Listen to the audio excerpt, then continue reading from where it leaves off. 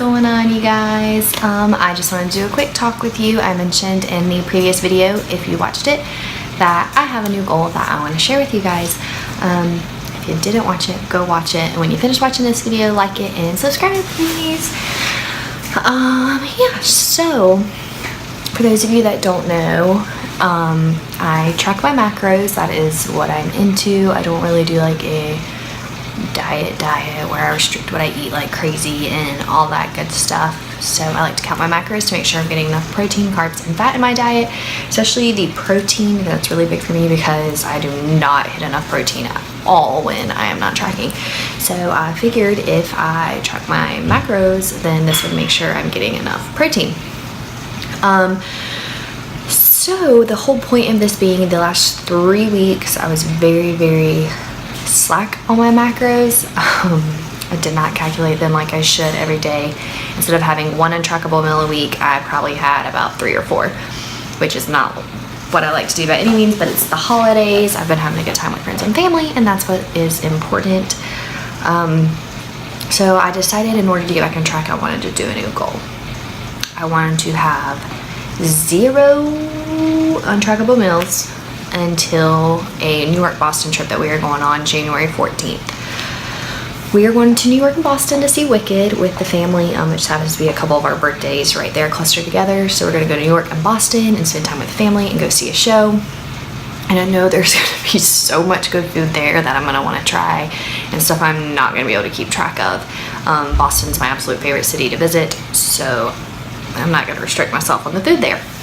Therefore, if I have 0 untrackable meals, I feel like I can get back on track with my goals as far as my weight and the body composition that I want to build, to be able to enjoy the trip in January.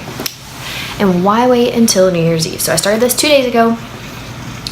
Next Wednesday, this upcoming Wednesday, will be a week. So it'll be about 3.5 weeks that I have to do this until January. I also wanted to stress the importance of calling it untrackable. The reason I'm calling it an untrackable meal instead of a cheat meal is because, one, you're working hard. So why call it a cheat meal? Like, you earned it.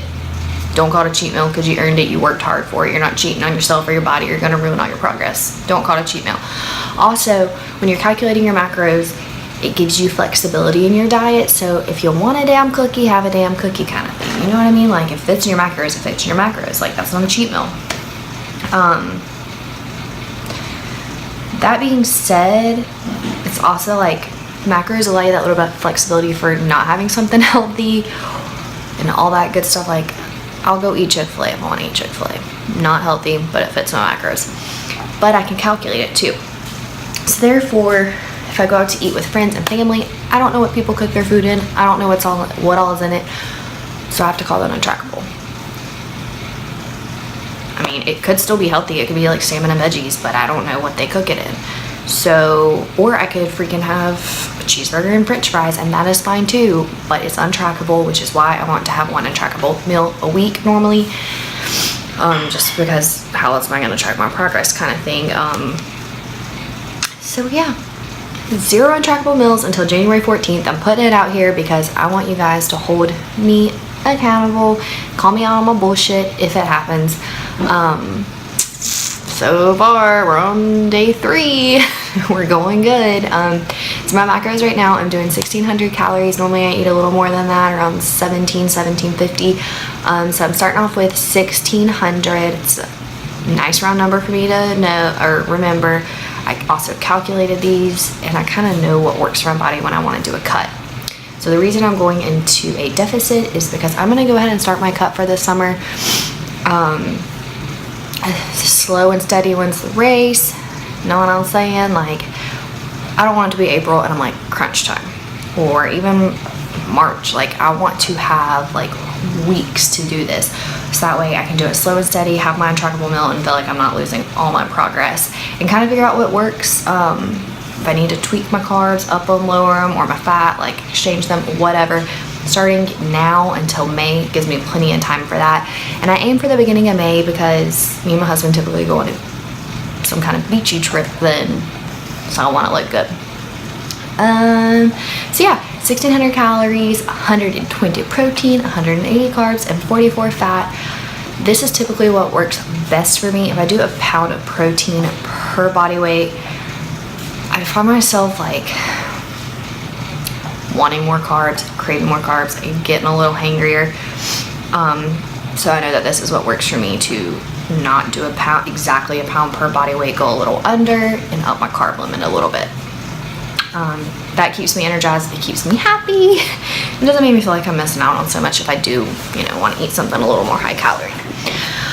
Also, starting out, so I said I started Wednesday. Not sure of the exact date of Wednesday. Starting out 136, so I want to take you guys along on this journey. I know that, scale's just a number, but I'm a girl. I kind of obsess over it myself sometimes, even though, like, when I did the Katie Hearn challenge, if you watch a couple of videos back, my weight did not budge once, and I toned out so much, and I know I'm putting on muscle, and that's freaking great. Like, I'm happy with that, but I'm still a girl. I weigh myself every morning. I can't help it, but I will only update you guys on my weight once a week because that's important. Updating my weight once a week also lets me know if these macros are working, but I'm going to give each set of macros 10 days, so that way they have a chance to fully work for me, and that way if they're not working, I know I can say, hey, I gave it a little over a week, it's not working, time to move on. So yeah, that is my new goal. I didn't want to wait until the new year because I got all the junk food out of my, or not junk food because I can still fit junk food in my macros, let's be real. But I got all my crazy, blown out of control, don't give a shit what I'm eating out of my system during the holidays. So it was time to get life in control. I hope you guys have a wonderful weekend and a happy new year. Please be safe. Don't drink and drive, but enjoy your time with your friends and family. Use an Uber. It's not that expensive. It's cheaper than a DUI or somebody's life. So have fun. The video you're about to see is a shoulder workout and just some errand running and having fun with my sister and my brother. I don't have a brother. My husband, Nicholas. I don't know why I said that. Awkward. Oh well. So yeah, you're gonna see me having fun with my sister and my husband.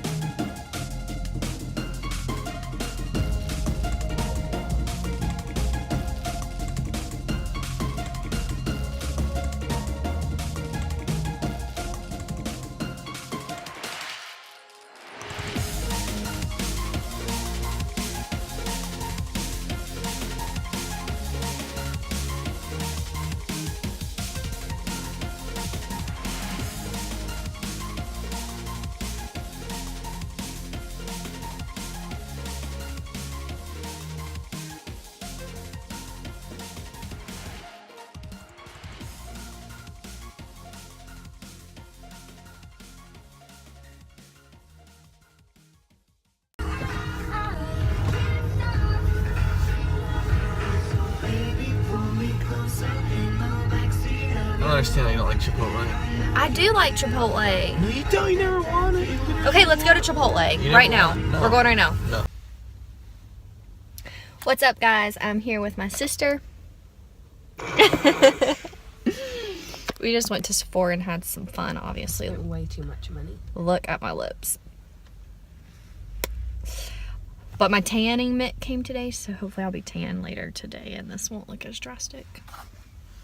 But yeah, we went and got some coffee. And now we are about to go to Victoria's Secret and see if they're having any sales. Also, I came here to get that sensor tag off of my Lululemon top that I talked about. And I left it at home. It's embarrassing. But yeah. Love that the vlog gets to meet me looking like this. It's okay. I'm wearing a Love Your Melon beanie. You guys should check them out. The proceeds go to kids with cancer.